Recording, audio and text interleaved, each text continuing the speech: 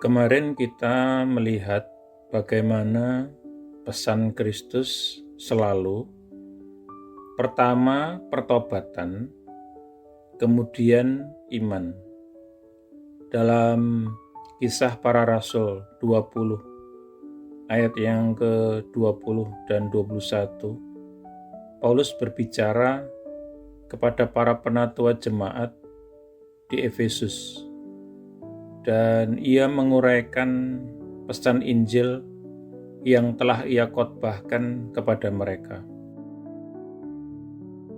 Betapa aku tidak pernah menahan apapun yang bermanfaat untuk tidak menyampaikannya kepada kamu dan mengajar kamu di depan umum dan dari rumah ke rumah, sambil bersaksi dengan sungguh-sungguh kepada orang-orang Yahudi dan orang-orang Yunani tentang pertobatan kepada Allah dan iman kepada Tuhan kita Yesus Kristus. Tercatat dalam Kisah Para Rasul pasal 20 ayat 20-21. Urutan pesan Paulus sama. Pertama, pertobatan, kemudian iman.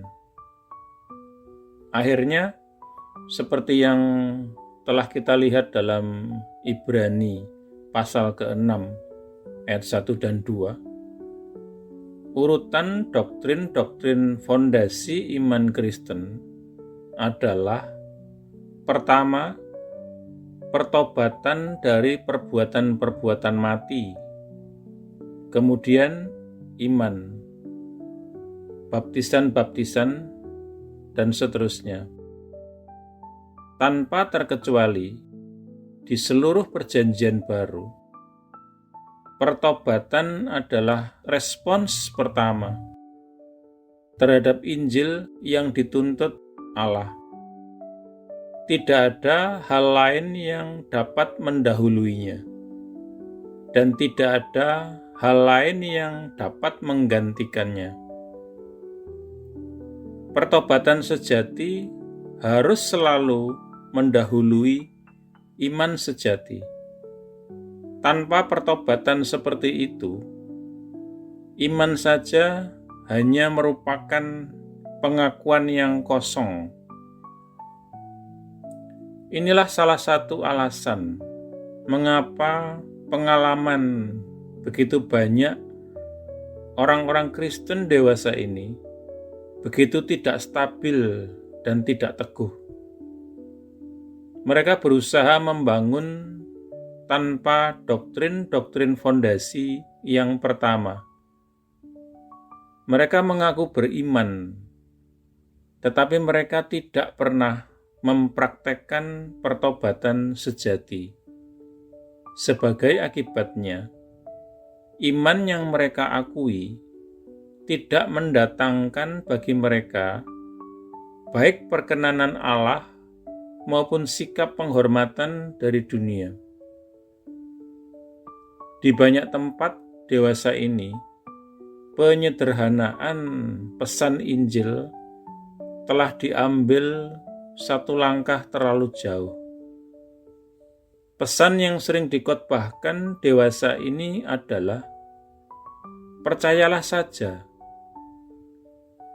Tetapi itu bukanlah pesan Kristus.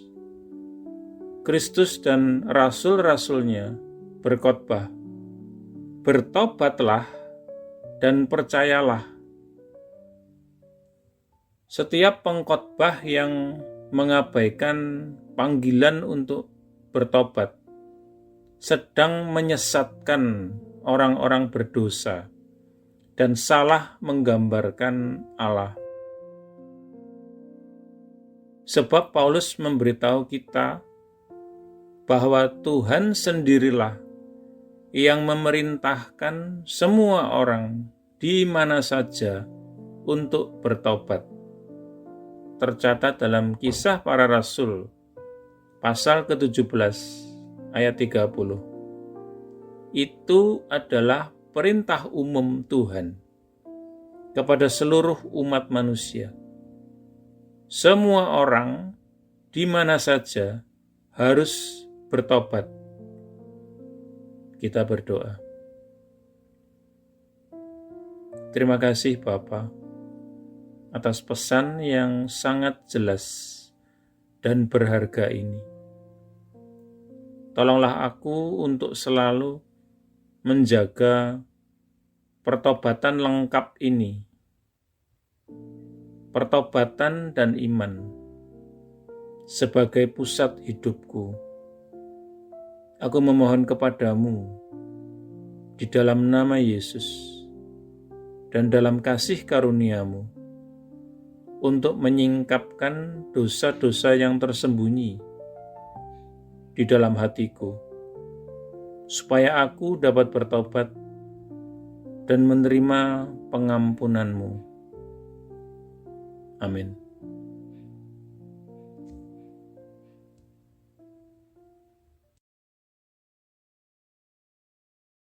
Jika Anda belum menjadi murid Yesus atau belum menerima Yesus sebagai Tuhan dan Juru Selamat pribadi Anda, ikuti doa berikut ini.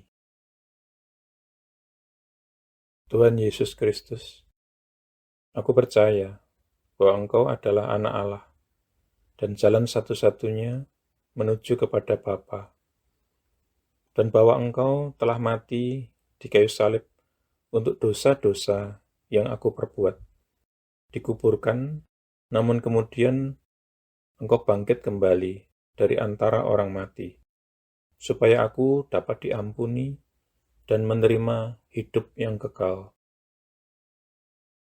Aku menanggalkan segala kebanggaan dan pembenaran diri sendiri agamawi, dan segala macam gengsi yang tidak berasal daripadamu. Aku tidak punya klaim apapun atas belas kasihan-Mu, kecuali bahwa Engkau telah mati menggantikan aku. Sekarang aku tidak akan memberontak dan berdosa lagi kepadamu, ya Tuhan. Dan aku menyerahkan diriku kepadamu, karena sesungguhnya Engkau adalah Tuhanku. Aku mengakui segala dosa-dosaku di hadapan-Mu, dan aku tidak menyembunyikan apapun. Secara khusus aku mengakui, sebutkan dosa-dosa yang pernah Anda perbuat, yang Roh Kudus ingatkan. Aku bertobat dari segala dosa-dosaku, ya Tuhan. Aku berbalik dari mereka, dan aku kembali kepadamu, ya Tuhan, untuk belas kasihan dan pengampunan-Mu. Aku memohon pengampunan-Mu, terutama atas dosa-dosa yang menyebabkan diriku terkena kutuk. Lepaskanlah diriku juga dari akibat dosa-dosa bapa leluhurku di masa lalu. Oleh keputusan kehendakku, aku dengan sadar mengampuni setiap orang yang pernah melukai atau bersalah atau merugikan aku, sama seperti aku ingin Tuhan mengampuni diriku. Aku menanggalkan seluruh kepahitan, seluruh kemarahan dan dendam, dan segala kebencian. Secara khusus, aku mengampuni. Sebutkan nama-nama orang yang Anda maksudkan.